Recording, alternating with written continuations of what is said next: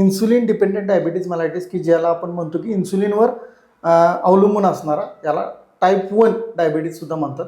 आणि दुसरा प्रकार आहे की नॉन इन्सुलिन डिपेंडंट डायबिटीज मेलायटिस, म्हणजे जो इन्सुलिनवरती डिपेंड्स नाही असा.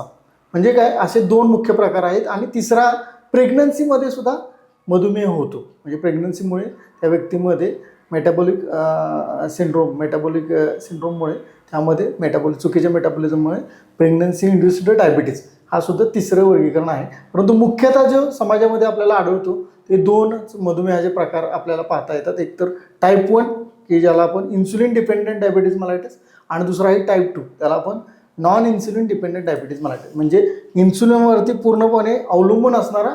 आणि दुसरा आहे की जो इन्सुलिनवरती अवलंबून असेल, म्हणजेच काय, याचा अर्थ की तो औषधी, म्हणजे जे काही इन्सुलिन शरीरामध्ये साखर नियंत्रित करणाऱ्या औषधी गोळ्या असतात